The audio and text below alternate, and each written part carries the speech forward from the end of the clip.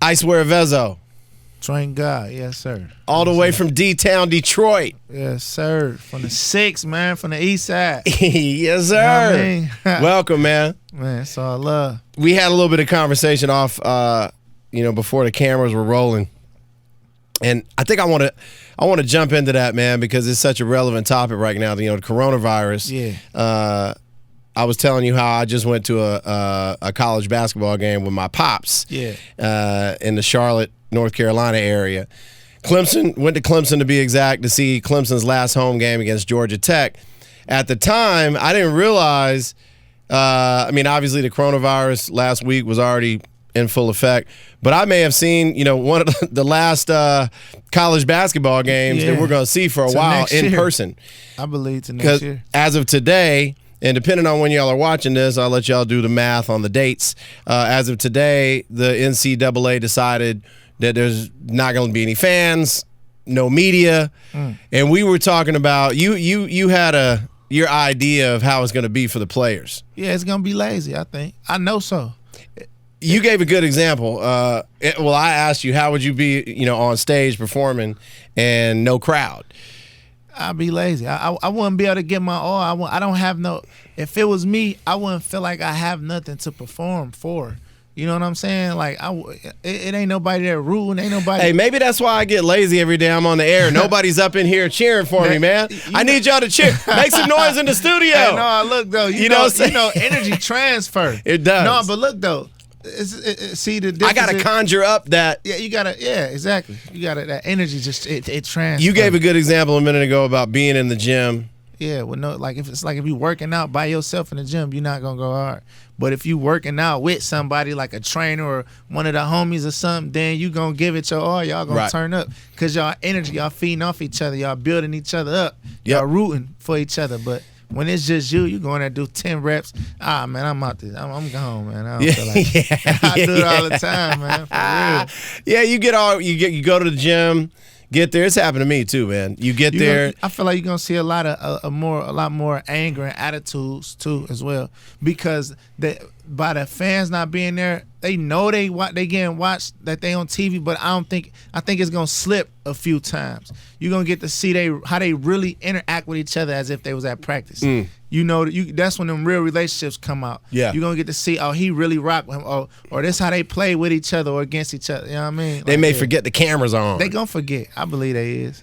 Man, there's so many things I want to ask you, because there's so many facets of Icewear Vezzo. Yeah. You're an MC. Yes, sir. You're an entrepreneur. You're an advocate of voting and politics. And, yeah, no doubt. I'm big on that. I think first and foremost, I want to ask you, how owning your own label. Well, let's back up further than that. How did you get into music? Well, I've been rapping since I was a youngin', you know what I'm saying? But my first time going to studios when I was 12 years old. My big brothers, Smoke, Rick, and Calvin, three of my big brothers, took me to the studio. We had a little rap group, and then, I wrote my first rap. I was over after that. Do you remember what the first rap was? I do. I really do. Word for word. I can't even say it. Come on, man. You gotta give me a piece of it. Man, I said, I'm a thugged out nigga, only 12 years old. Motherfucker, catch me running front of poles. My rap name was Lil C. You know what I'm saying? I know the whole rap. No cap. I swear to God, I know the whole rap. What was Lil C? My name. You know what I'm saying? Yeah. Got you. How did you come up with? How'd you go from Lil C to Icewear Vezzo? And was there any names in between Lil C and Icewear Vezzo? My name Vito. You know what I'm saying? That's my name in the hood. Everybody that's close to me call me Vito. My family members. You know what I mean? So Vezzo was just Vito and Vez. That was my regular name. And moved to Vezzo. And Icewear just happened by mistake. I dropped a mixtape called Icewear, and I changed my Twitter name to Icewear Vezzo, just basically promoting the mixtape. I was Young Vez, though. It was Young Vez Presents Icewear Volume 1. And I fucked around and got popular by mistake, and then niggas just started calling me by my Instagram and Twitter name. So I had to change my shit. I ain't expect to light up like that. I mean, I ended up getting locking Detroit all the way up, to where you ain't hear nothing but me. But before I had a chance to introduce myself, motherfuckers just calling me my name that was on Instagram, and Twitter, which was Icewear Vezzo. So I had to run with it.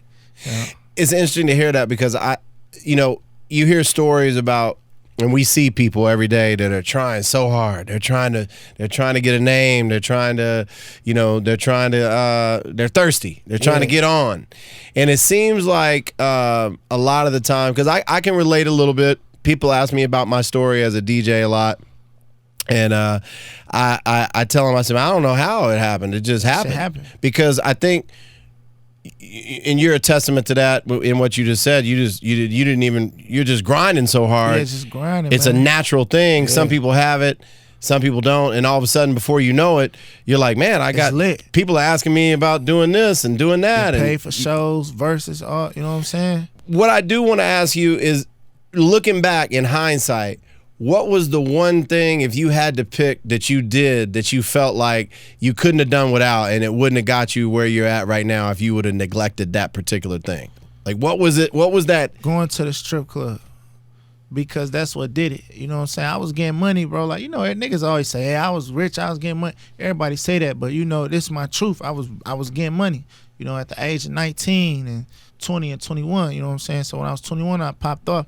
I was just getting a lot of cheese. We're going to strip clubs, just throwing that shit. But my homeboy DJ Ill Will, which is my DJ as well, You said Ill Will? Yeah. Not to be confused with Ill Will, Kid Ink's Ill Will. No, Ill Will, he from Detroit. Got it. What I'm saying? He was DJing that 007 or whatever, and I was just going to the club with him, smoking, we blowing, we chilling, we thugging. Then I just, eventually started giving him music and shit.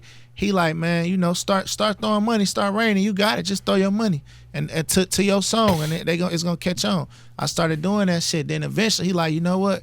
Pay the strippers to request your shit. So I'm paying the girls to request my shit. Then after I paid them, I rain on them, and the music was good. So eventually it was just like a domino effect. It became normal. It came to the point where when you heard this certain song, you had to throw money, because at a certain point when you was in that club, you seen me in there 100 deep, and we all throwing money to this song before you even knew it was my song. This just was one of them moments, you know what I'm saying? So like, I couldn't have did it without the strip club. It wouldn't have happened. I don't frequent strip clubs often, but when I do, it's amazing to me, because as a DJ, I'm always listening for new music to break on the radio and to play in the clubs.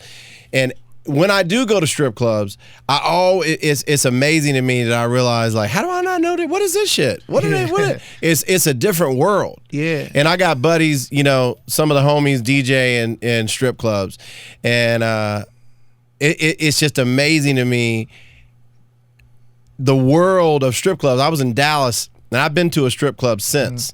I think the last time I went was maybe about 3 months ago. Yeah. But about a year ago, when I was visiting Dallas, one of my homies DJs at a spot out there, one of the biggest spots, and he invited me, and I came back, and I was chilling with him while he was doing his thing. Yeah. And it was crazy, because I remember back in the day, strip club DJs used to have a piece of paper and they would write down the songs that the girls wanted to hear, and there would be this long list. Well, he got it to a whole nother level, because on Saturdays there would be, I don't know how many girls, but I know there had to be at least 50 plus girls in rotation, if not more. That's how big this. And if you know anything about Dallas is Dallas huge. They big on that strip club scene too. So huge club, and he had a computer with everything lined up, the girl's name and the song she wanted to hear, and then he'd scroll, and then her name would come up again with the next song she wanted to hear. Right. So he would get the songs a lot of times, dance, 2 dances ahead of, like, if this girl knew she was going to dance 2 or 3 times that night, she would already tell him, when I dance at this time, played it, my second dance, play this song, third. And it was just amazing to me, and he put me on to a lot of shit that night. And so yeah, hearing your story about the strip club, man, that's seems to be a theme, and it's nothing new. It's been going on for a minute. Detroit strip clubs that's all we really got. Detroit is strip club city. We got like maybe 1 or 2 regular bars. Everything else are strip clubs that crack there, and that's the whole thing. Like, then you got your hood clubs. So like, we in the middle of the slums, partying like crazy. I'm buying everybody liquor. We just having fun to my music. So it got to the point where guys from the radio station end up to these certain spots, and my whole thing was to make them feel left out. And I did just that. And what I mean by that is that when my music came on, the whole club knew it, but they didn't know it. Right. Not only did they not know my music, they didn't know me. And what they wasn't playing my music, they wasn't aware of my music, and they was playing other local artists' music on the radio. But that artist ain't had the streets and the hood and the clubs like I did. So like that was just always my thing. Make sure with any level I felt like I got to, make the people above that feel left out. You understand what I'm saying? Like make them always feel like they think they knowing what's going on, but when they get here they don't know what's going on because this is where we at. You know what I'm saying? Like yeah. I can relate to that a little bit because that's what so one of the artists that he put me on to, I was already familiar with Block Boy JB because Gotti's my dude and he had told me about Block Boy. Was in the club, this was that night in Dallas, and I think it was Rover. Yeah, that Rover, that's so hard. That was the first time I heard. So retarded. First time I heard Rover was in the strip club, and I was like, yo, he was like, man, that's that Block Boy JB, man. I'm telling you, he's like, this shit is about to be out of here. And came back to LA, you know, started killing the road. So look, everybody pay attention to what he's saying. He's putting y'all up on game for all you artists that are, you know, trying to find different ways to break into the scene. It's not just about sending us as DJs music. You got to go out there, you got to grind it out, and you got to make it happen in the streets. I love hearing stories like that, man. So you were able to make a name for yourself as an artist. Yes, sir. From once you started, you know, getting that going, how long did it take you before? Because now you got your own label. Yeah, I got my own How label. long did that take before you were able to, you know, parlay everything into a label? Man, that took like 4 years before that happened, but then it took another 3-4 years for, you know, everything to be locked and loaded as far as the business, and even me understanding how to even have a label, the proper requirements, you know, what I need to know as a CEO, what I need to be able to teach my artists, how I need to, you know, respect certain things as a CEO and the artist. You understand what I'm saying? Like, so everything always took time. And like, just to go back a little bit what we was just talking about, like, you know, how my buzz came in Detroit just organically without me even paying some attention and even noticing. I think one of the worst things and you know, the only bad thing about that is when you do notice, because it changed your dynamic of the way you go about your music and the way you go about your hustling your music. You're saying when you do notice that you got something. Oh yeah, I see. Because then it become a business, and that's when the fun gone. And when the fun gone, it get harder. Then you become just like the next artist who move thirsty, who move like, man, I gotta get a hit. I gotta make this happen. I need to be here. I need to be there. I need to meet this person. I need to be on the radio. It go from just having fun to like, shit, you know, I'm just putting this out. It is what it is. And we doing shows, and it's growing. Then when you realize, like, man, I got something. I'm really something. I'm really somebody over here. You know, let me go harder at it. Then it become a job. And that threw me off for a lot of times. You know what I'm saying? Like, that slowed me up. Like, becoming a CEO. No, just realizing that I had something. I see. You understand what I'm saying? Right. Realizing like, all right, I can go somewhere. Then it became a business.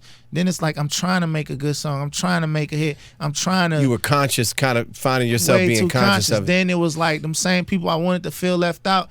I need y'all to know now. Come here, come over here, right. Listen to me. It become, you know what I mean? Yeah. So I was just saying that to any man, artist. I appreciate your honesty, man. No doubt. That's real shit. Yeah, that's real ain't shit. The way to move about it. If how many artists do you have signed to your roster right now? How many we got?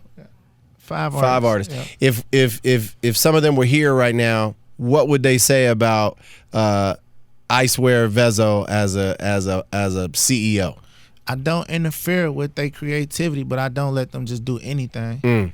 You understand what I'm saying? So give me an example. If I'm an artist, go in, record something, let you hear it, and you notice that I'm gonna say something. You know what I'm saying? And if you against with that, then all is well. You know, you could go. I'm not gonna fight an artist about that, or because a lot of times where I be in positions where my label didn't understand what I was trying to do, they didn't get it, and I'm telling them this need to happen like this, and they like, nah, this ain't how we do it, and we've been doing this for this amount of years, and it been working, and then I do it, and they like, oh shit, like you was right, you know what I'm saying? But what I mean by don't let them do anything, like I don't make them just make frivolous moves, you know what I'm saying, wild decisions, and just go anywhere with any type of motive or just any type of just doing anything. Well, they're representing you, yeah, and they're representing themselves, and they represent men at the end of the day, or a young woman. You understand what I'm saying? So it's not just about my company. It's about I want my mentality to reflect off of them.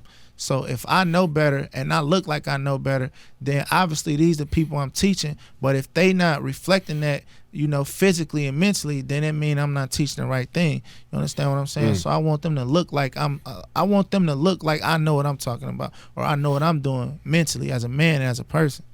You know what I'm saying? Yeah, and they're a reflection of you. Yeah, exactly. How did the How I'm Coming challenge come? Talk a little bit about that, man. That was another organic. I recorded How I'm Coming in L.A. at Paramount Studios.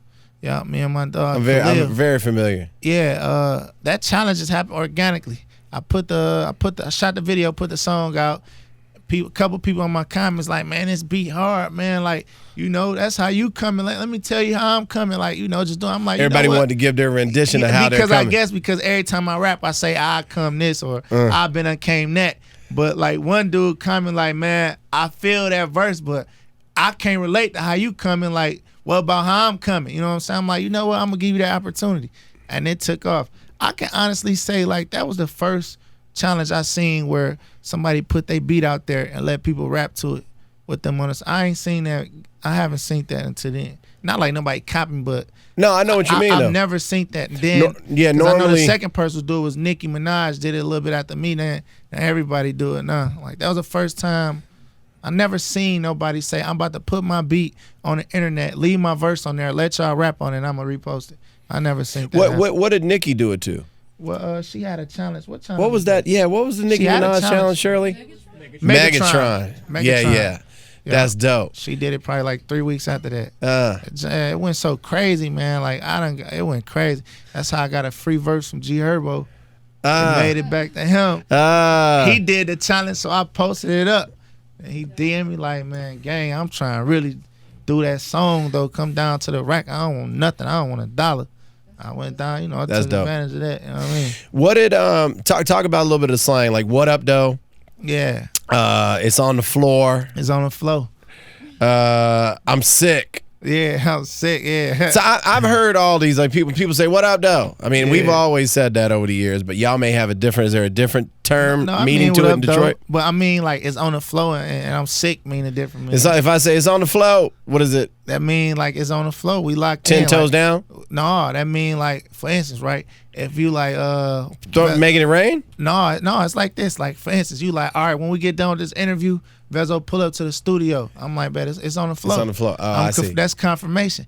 Or it's like in the South saying already. But it can also mean like, hey Vezzo, man, I ain't feeling these words you saying, bro. Like for real, it's really on the flow, man. Like you can want smoke too. It's on the. I'm gonna tell you something. It's on the flow is like a black version for the Italians. Forget about it. Forget about it. It's on the flow. That mean anything. It never happened. It's on the flow mean the same thing as forget about it. What up though is huh? Yeah, New York. He said Devon's over here behind the camera shooting. He said he's like New York saying dead ass. No cap, it is. Yeah, dead ass definitely from New York. And I think in the South already. That's just kind of acknowledging. I feel like that came from Houston already. Yeah, it did for sure. The first person I think I heard say already was probably Lil Flip or maybe Thugger. Yeah. Slim Thug, yeah. For sure the first people I heard say it. So I'm sick. I'm sick, man. Like when I hear that, by the way, I think of E40, sick with it. Nah. But explain y'all's version of I'm sick. Like, man, I'm sick, man. It's like, it's not a certain. Like, man, I could have got that money. I'm sick.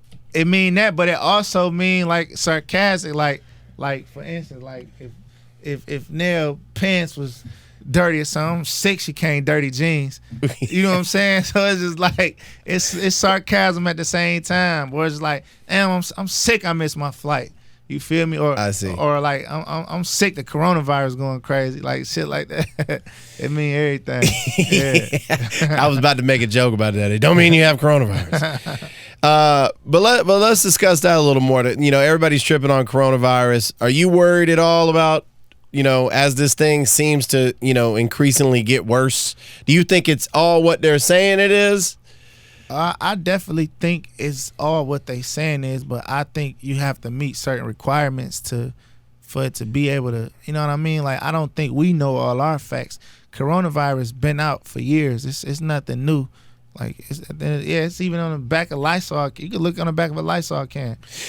Somebody brought that to my attention recently, and I was wondering, has that been there for a minute, or they just started doing that? Coronavirus, no, it been there. Because it says protects for or kills coronavirus on the back of Lysol cans. Yeah. So, yeah. How long has that been on the back of Lysol? I know coronavirus was like a disease that bats got. Yeah, but it kind of everything man-made, man. Them people playing with stuff and just doing anything. But I mean, it is what it is. Whatever God got meant for anybody is. So basically, you're saying there might be a little politics involved, and I know there's politics involved in everything. This is America. You're well, and it didn't start in America, but yeah, I feel what you're saying. You're definitely an advocate of expressing to people and getting the word out the importance of getting out and voting. Yeah, more so census count.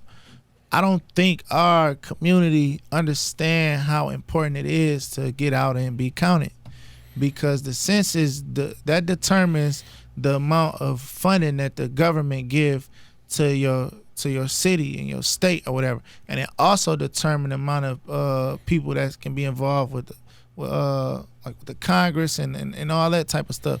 So like the more representatives we have for a certain state, the more it helps that state. So if we only got a certain amount of state representatives in Michigan, our state representatives is based off the amount of people we have in that state. So the more people we have, the more people we get to represent us, and the more amount of money that the government sends to aid us in schooling, education, small businesses, anything, with the roads or whatever. So basically, if we not accounted for, we don't exist. So if I have food and I have unlimited slices of bread, and I have to send this certain amount of bread to my aunt's house, and I say, Auntie, how many people over there? She say it's only 3 people raise their hand. I'm only gonna send 1 loaf over there. But if it's 30 people over there, I wouldn't know that, because they didn't express themselves. They didn't say, hey, I'm here as well. So if I know it's 30 people over there, I send enough bread to feed everyone. You understand what I'm saying? That's a really good analogy. Yeah, that's dope, man. So yeah, you got to get out and vote. You got to be accounted for. Have to be accounted for. Because it's funny, because my dad asked me back when it was last week when everybody was voting for the primaries. He told me, he said, "Hey man," and my dad hates Trump. Yeah. He says, "Did you vote?" I was on my way out to Charlotte to see Pops, and he said, "Hey, did you vote?"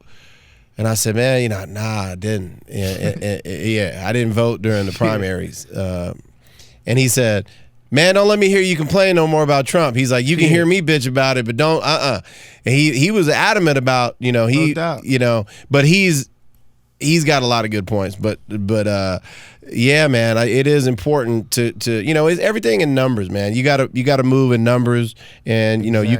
you can move mountains. Is that the term? Let's get into the music a little bit. The latest mixtape, Drank Baby. How did you come up? Why Drank Baby? That's where I come from. You know what I mean? That's what changed my life at the end of the day. You know what I'm saying? And the reason I say baby is because when I encountered that certain part of my life, I felt as if I was born again. And I don't mean getting high. I don't mean I sip all the lean in the world and I do the most drugs. That's not what make me the drink guy. I came up off of that. I changed my life with that. Me selling lean at the time is how I was able to fund my music. It's how I was able to put myself in this position. And music was how I was able to, mentally be able to grow. Just experiencing other people and being around certain individuals and, going through certain things courtesy of music, which all started from that. I felt I was reborn again. So that's why I say Drink Baby. You know what I mean? That's dope. Features on the album. Who I got on Drink Baby? Who on Drink Baby?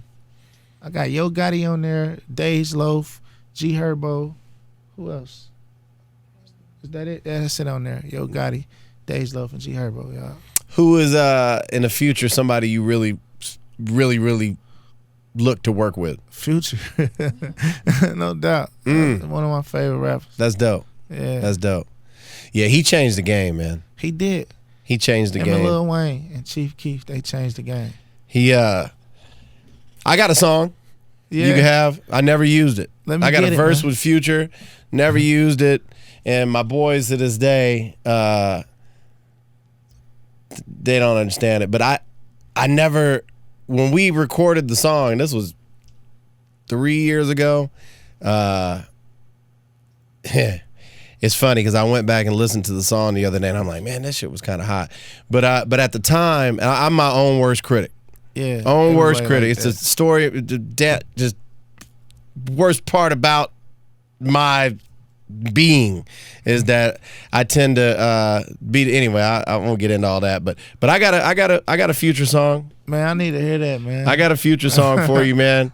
And if he still likes it, and it's yours. Oh man, it's called Film. Film. I want to make a film. It is what it is. That sound hard, man. Shit's dope, man. The beat's dope too. I'd probably update the beat, but Future sounds exactly the same as he does now, and I'm sure he wouldn't. He'd probably still like the song. I know they were. Future definitely changed the game. I feel like Dirt kind of got Future wave now. Like, you know what I mean? That one wave Future had. Dirt's kind of getting that. Mayor of Detroit. Mike Duggan comes to mind. People refer to you as Mayor of Detroit. Oh yeah, a lot of people say that. How's that feel when you hear that? I don't know. I got a homie named Juan Franco, and they call him Mayor of Pasadena, but that's a smaller town. Mayor of Detroit, man, you doing big things in Detroit. No, like, you know, it's crazy. A lot of people say that. I mean, almost everybody. Jermaine Dupri's mayor of Atlanta. Yeah, they say Snoop is the mayor of. I can keep going and going. So to be mayor of Detroit, man, I appreciate it. It just showed that people, look up to me, have some type of leadership skills. You know what I mean? I personally don't think I can be mayor. That's a big job. There's some big shoes to fill. I wouldn't want that stress. You know what I mean? But it's definitely, it feels good. You're into politics, but not that much. Not that much. You know what I mean? I still got to save space for my children mentally. Talk a little bit about being an entrepreneur, man. What was the first thing you did when you were able to invest your money? First thing I did was got a car wash, a restaurant, and a dispensary. Oh, that's it. Just a car wash, a restaurant, and a dispensary. I was 25. Most people dream of having one of those things. I was 25 when I got them, but that's by crazy. The time they was finished, I was 26 years old. But all that got took from me anyway, so we rebuilt it. Okay. I turned my restaurant into a food truck. Yeah, we're going to do the dispensary. So you took the restaurant basically on the road? Yeah, we took it on the road. That way it won't get raided. Yo, you the realest, bro. You the realest. Catch me where you can. Hey, look though, when my food truck get done, every time I do a show, I'm taking it. So that's dope. I'm inside on stage. We selling food out front, and we might got a guy walking in the club with merch. We're going to lock the whole city up. That's how you lock the city up when you hit the town. You're also a father. Yes, sir, and a husband. And a husband. Yes, sir. The more that I'm learning about you, and I was intrigued, because I've heard the name and I knew a little bit, but you wear a lot of different different hats. Yeah. How is it going from one extreme out in the streets to this extreme with daughter and wifey at the crib? I mean, you gotta be diverse. You know what I mean? So I've been through literally everything. It's nothing my daughter or my son won't be able to talk to me about that I wouldn't be able to, get them advice on. And as far as when I first had my daughter, I was so deep in the streets. That's when I got indicted. One day this is a true story. I don't think I ever told my manager this. One day I was leaving my restaurant and there was so much going on up there. You know what I mean? All the way to, when I pull up, guys jumping in the car, getting the car cleaned, and you know, dudes going to store rolling weed up for me, and one guy just sitting there ready to tear somebody's head off if I look at him the wrong way. I got irritated at everybody, and I just went home. I had probably like 70,000 in the backseat of my Charger, and I had a bunch of lean in there. And I literally, on my way to the crib, I pulled over and I told God, it's too much. It's too much. I can't handle it. It's too much. My wife was pregnant. No, I had just had my daughter. My daughter was at the house. And I just told God, like, it's too much. I can't, I don't like this feeling. You know, my music banging. Everybody, it wasn't no other local rappers at the time either. It wasn't nobody but Peasy, you know, and a couple other guys like Sada. None of them was out yet. I knew them. They was coming up to my car wash and, you know, kicking it with me. I always knew all the youngest that's rapping now. They been around, but they wasn't doing music on that level. So it was just like, imagine being in a place like Detroit and you the only target. And I was the only target for the government, not the government, let me take that back, for the local authorities, for the haters, you know, for the robbers, people, for my family, for people that wanted something from me, that looked up. I was the only target. We got over 700,000 population, and I was the only target. That's like a needle in a haystack. And, you know, so I was just driving home, and I told God, I don't like where this going. I feel weird. It don't feel right. You know, I can't ignore that. I don't want to get in trouble. I'm end up getting somebody hurt, or I'm gonna get hurt. It was just too much for me.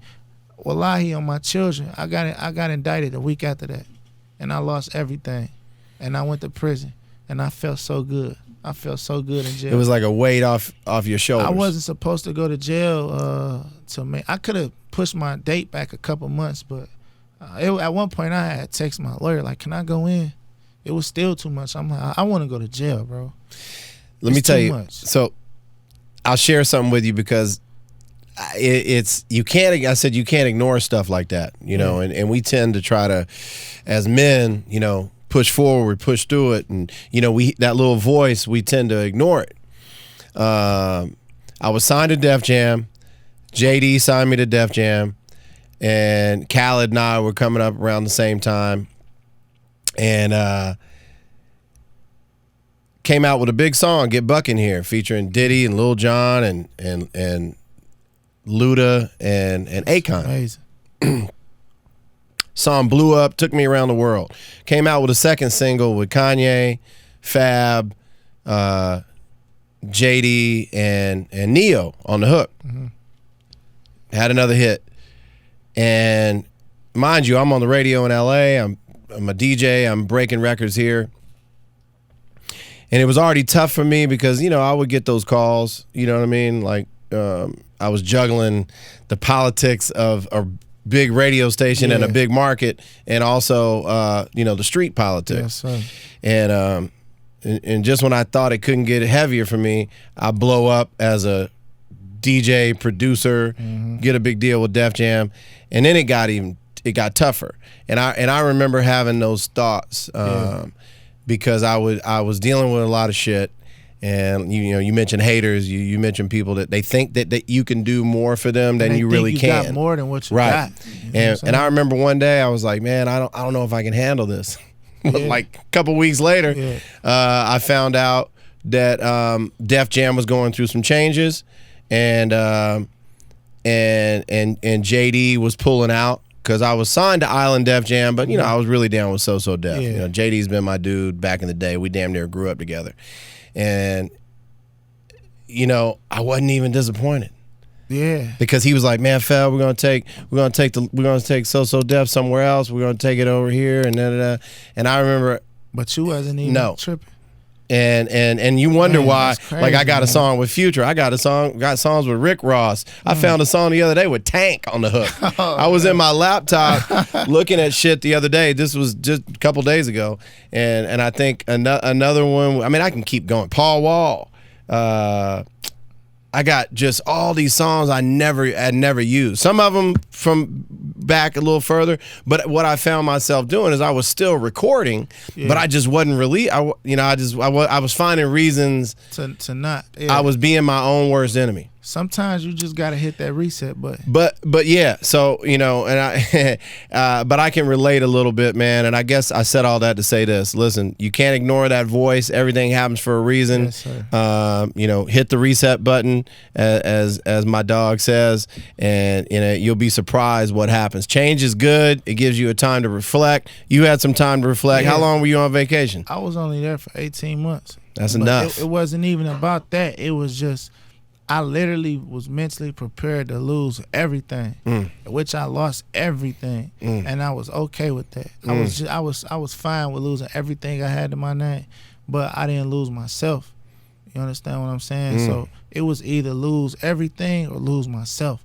So I chose everything over myself, and you know, I was able to reset, rethink, come out, be a stronger, you know, much smarter man, and be a man. You know what I mean? I went in a little nigga.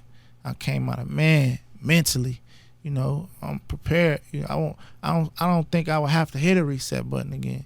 You know what I mean? So yeah, it's all good. That's the goal. Yeah. To just keep that battery going. Yeah. You don't have to worry about resetting. Keep the game plugged you don't have to turn the engine off. You just keep going, and yes, sir. You know, it's smooth sailing with no thunderstorms down the highway. That's my hope in life. You know, and you know, and you know, we kind of set the stage for what goes on around us. Exactly. But it sounds like you got it. You know, you got it figured out, and man, I can't wait to hear new music. I can't wait to really sit and listen to name the artist again. You say you got 5 on. Yep. I got Chucky. I got Butter.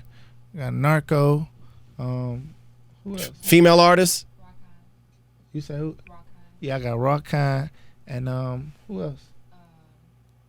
I missed. So it's 4 artists. Okay, yeah. There you go. Yeah. There you go. I can't wait to hear everything, man. And I hope you enjoy the stay in LA. You recording a little bit? Yeah, we want to go to the studio now. Nice. Yeah. I'll let you hear the Future. I need to hear that, man. The Future song. Yeah. Yeah, so I appreciate it too. Yeah, brother. man. Thank you. Appreciate you coming up, man. And I got a ton more questions, but we'll save that for part 2. Let's get it. My dog. Sir. Yeah. Yes, sir.